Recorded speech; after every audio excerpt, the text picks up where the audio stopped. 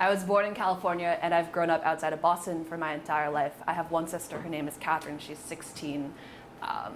She is aggressive and mean and very different from me. Yeah. And I love her really, really dearly. And my parents are both Chinese immigrants. Their names are Sherry and John. That's in English, not in Chinese.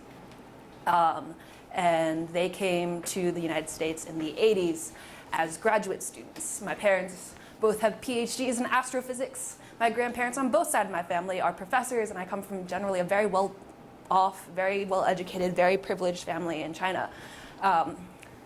However, I grew up in this totally like milk white town outside of Boston.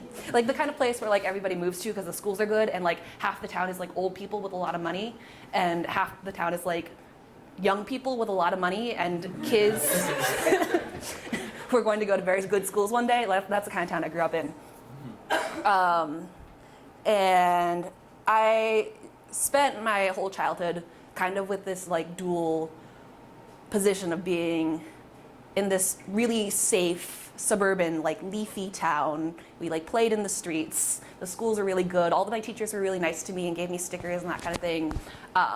But also weirdly like knowing, okay, like my parents, like I'm gonna sometimes translate for my parents at parent-teacher conferences, even though my parents are totally fluent. They just like don't want to talk that fast. Like I'm gonna like fill out forms because my parents don't want to go through like all of that. I'm gonna like correct their emails like for grammar and spelling. I'm gonna like explain to my classmates what Chinese food is. I'm gonna do all this like translating basically, right? Both in the like real sense and in the sort of like, you know, general sense of what translating is. And I kind of always kind of felt very safe and inside and happy, but also like outside in weird ways and ways that I couldn't articulate, right? But like knew were real. But also like didn't spend that much time thinking about.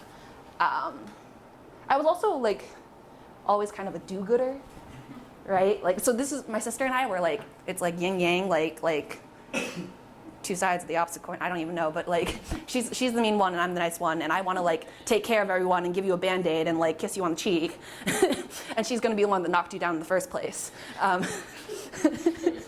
So I kind of always wanted to like help everybody when I was younger. And in particular, I remember in 8th grade, I ran a Save Darfur rally, which was to raise money to fight the genocide in Uganda.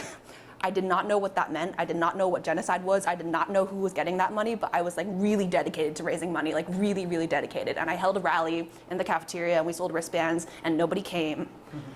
And I went outside to the buses and yelled at people and said, why aren't you coming to raise money for genocide?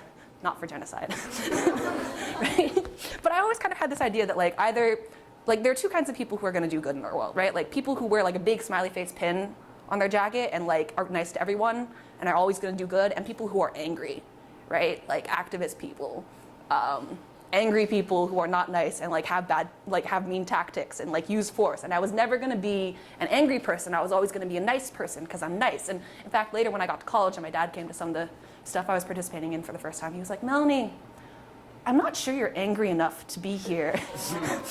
Like, I like it, and it's cool that you're doing it, but you just seem different from everybody else. When I was, after I graduated high school, I'm gonna go longer than 5 minutes, I feel like. After I graduated high school, something happened that really changed my commitment to all of that, which is that a month out from my graduation, one of my classmates murdered another one of my classmates. I graduated from high school, 900 kids, public school. Everybody in that school known each other since like kindergarten. A class of 230 kids. And their names are Nate and Lauren. And Nate and Lauren had been dating for 3 years, on and off throughout high school. Had like a pretty decent relationship. He was kind of a jock and wrestled and played football. She was like really, really petite and sang in a cappella groups and was very sweet. And I didn't really like either of them because they were very popular, and those are not the kind of people I associated myself with. I suppose maybe in the last couple months of our high school career, Nate was battling mental health problems, was very depressed and secluded from his friends, and they broke up for good, and he had a really hard time coping with that. And over 4th of July weekend, about a month from our graduation, Lauren went missing overnight.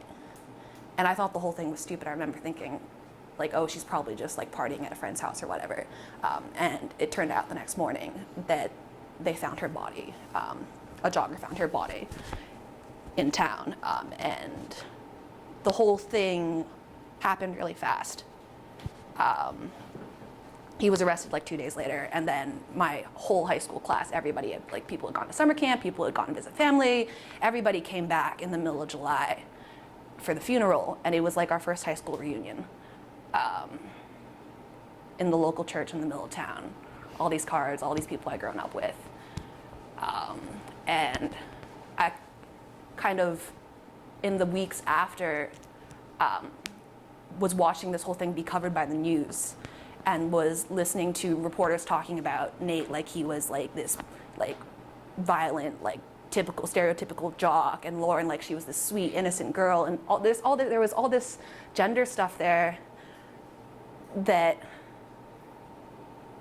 to me it seemed like that's not what the story is. You're not getting it right. You're relying on these stereotypes. And they talked about he's half Asian, and they talked about that, and just relying on like this like story of like boy meets girl in nice little town, and oh my God, like can you believe that this happened?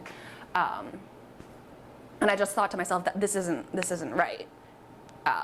It's not right that this happened. It's not right that we're dealing with this, and it's not right that this story is being told in these ways that rely on cliches and stereotypes and narratives that people have already heard before, that nobody's bothering to try and figure out the truth and why this really happened in the first place. And above all, I was very, very disturbed that in my graduating class, where I knew everyone by name and could tell you like their life biography, this had happened in a place that I had always been told was really safe. And I think since then, in college, so like later after, I've really dedicated myself to this idea of articulating the things that are uncomfortable, because that's the only thing to me that makes sense to do after of like talking about things that make me upset, about talking about things that weird me out, about talking about the race stuff that I experienced growing up, about talking about the gender narratives that are at play in that whole situation, about talking about mental health issues, because as far as I can tell, the whole reason why that happened is because neither of them could talk about what was really going on.